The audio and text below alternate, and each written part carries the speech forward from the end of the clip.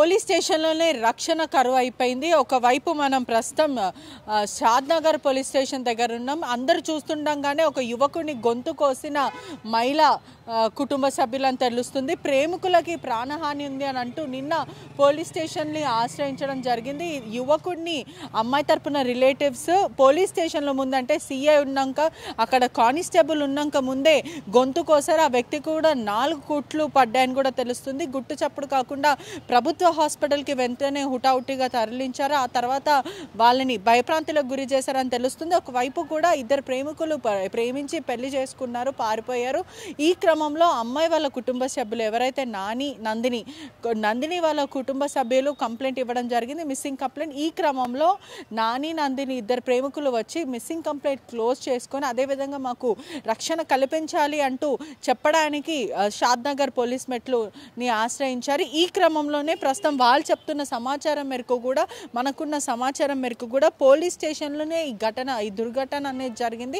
ఎంత దారుణం అంటే కాపాడాల్సిన పోలీస్ స్టేషన్లో ఏదేమైనప్పటికీ కూడా పోలీసులను ఆశ్రయిస్తూ ఉంటారు. ఏదైనా కష్టం వస్తే అటువంటిది పోలీసుల ముందే కత్తి జోబులో పెట్టుకొని ఇంత చిన్న కత్తితోని ఆ వ్యక్తిని మెడ కోసే ప్రయత్నం చేశారు. అటెంప్ట్ మర్డర్ అని కూడా తెలుస్తుంది. ఈ క్రమంలో కూడా పొలిటికల్ ఇన్ఫ్లుయెన్స్ బ్యాక్గ్రౌండ్ ఉంది. ఒకవైపు ఇద్దరు మహిళ మరియు ఆ వ్యక్తిని కూడా ప్రేమికులను భయప్రాంతులకు గురి చేస్తున్నారు. ఈ విషయం ఎక్కడ పొక్కకుండా ప్రయత్నిస్తున్నారు. ఎందుకంటే ఇక్కడ ఉన్న స్థానికంగా ఉన్న సిఐ ఎవరైతే ఉన్నారో అతను సస్పెండ్ ఎక్కడ అవుతాడు అనే ఒక ఉద్దేశంతో నిన్న రాత్రి వాళ్ళ నైట్ ఒక ప్రైవేట్ వెహికల్లో వాళ్ళ ఇంటి దగ్గరికి వెళ్ళి మరి సిగ్నేచర్ తీసుకొని ఎటువంటి సంబంధం లేదు, మీకు పోలీస్ స్టేషన్లో ఈ ఘటన జరగలేదు అంటూ చెప్పాలి మీరు అంటూ వాళ్ళని భయప్రాంతులకు గురి చేయడం. ఆర్టీవీకి ఇచ్చిన ఇంటర్వ్యూలో కూడా వాళ్ళు చాలా పానిక్ అవుతున్నారు.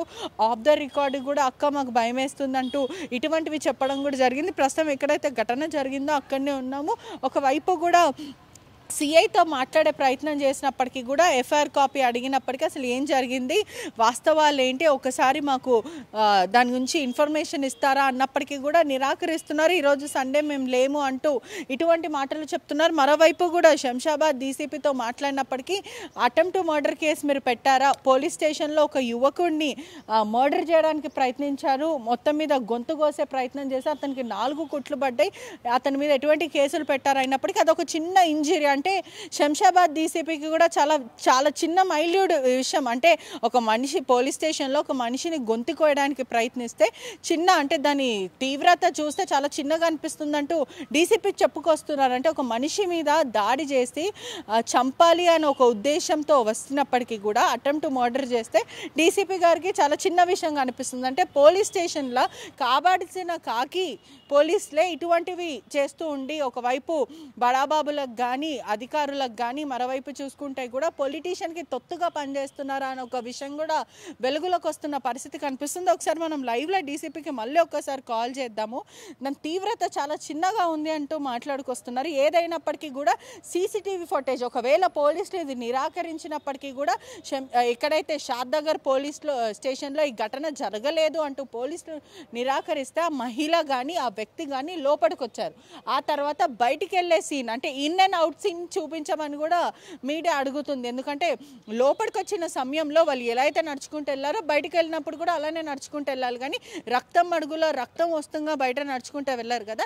ఈ విషయం కూడా పోలీసులు ప్రెస్ నోట్ ఖచ్చితంగా దీని మీద రిలీజ్ చేయాలి, ఒక ప్రెస్ మీట్ పెట్టాలి. అసలు ఏంటి పోలీస్ స్టేషన్లో ఒక మనిషిని చంపేంత ధైర్యం ఎక్కడి నుంచి వచ్చింది, అదేవైపు అక్కడనే పోలీస్ ఆఫీసర్స్ ఉన్నప్పటికీ కూడా ఆ ధైర్యం ఎలా చేశారు, ఎవరి అండతోనే ఆ వ్యక్తి ఎవరైతే అదర్ పార్టీ ఉన్నాడో అతను ఇతన్ని చంపడానికి ఎందుకు ప్రయత్నించాడు, అంటే ప్రేమించిన పాపానికి చంపడానికి ప్రయత్నిస్తున్నారు, అది పోలీసులు కూడా సహకరిస్తున్నారా అని ఒక డౌట్ కూడా రేజ్ అయ్యే సిచ్యువేషన్ కనిపిస్తుంది. ఖచ్చితంగా పోలీసులు కూడా ఒకవైపు పొలిటీషియన్కి తొత్తుగా పనిచేయకూడదు, ఖచ్చితంగా దీని మీద సుదీర్ఘ విచారణ కొనసాగాలి. ఒకవైపు చూసుకుంటే బాధితులు ఎంతో భయప్రాంతులకు గురవుతున్నారు. ఇద్దరు ప్రేమికుల జంట కూడా ఎంతో ఆందోళన వ్యక్తం చేస్తున్న పరిస్థితి కనిపిస్తుంది. ఇక్కడ మనం చూస్తున్నట్టయితే కూడా పోలీస్ స్టేషన్ అంతా కూడా సీసీటీవీ ఫుటేజ్ ఖచ్చితంగా ఉంటాయి. ఏ పోలీస్ స్టేషన్ కాకుండా ఏ పోలీస్ స్టేషన్లో అయినా కూడా సీసీటీవీ విజువల్స్ అన్నీ చాలా క్లియర్గా ఉంటాయి.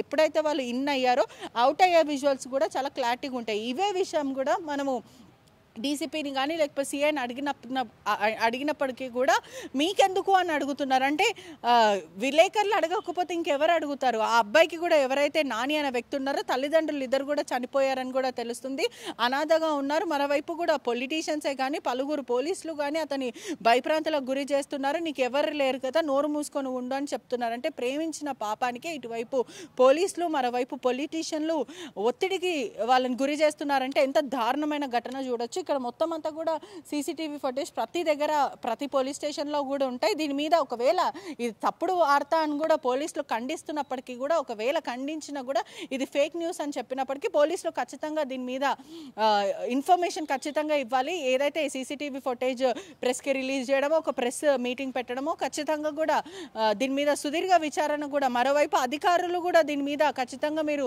విచారించాలి, పూర్తిగా ట్రాన్స్పరెంట్ ఇన్వెస్టిగేషన్ చేయాలి. దీని వెనకాల ఎవరున్నారు, ఒక మనిషికి అంత ధైర్యం ఎక్కడి నుంచి వచ్చింది? పోలీసుతో చూస్తుండగానే ఒక కత్తితోని మరో వ్యక్తి గొంతు కోసిన ప్రయత్నం చేసినప్పటికీ కూడా ఎదుట పార్టీ మీద అటెంప్ట్ టు మర్డర్ కేసు పెట్టకుండా జస్ట్ దాని తీవ్రత చాలా చిన్నగా ఉందంటే, ఒక వ్యక్తి కత్తితో పొడిచినా అది జస్ట్ స్మాల్ ఇంజరీ అని తీసి పాడేస్తున్న పోలీసులు అంటే ఎంత దారుణమైన విషయం కూడా చాలా క్లారిటీగా కనిపిస్తుంది. ప్రపంచంలో ఏ మూల ఏ క్షణం ఏం జరుగుతుందో వేగంగా తెలుసుకోవడానికి తొలి వెలుగు వాట్సాప్ ఛానల్ని ఫాలో చేయండి.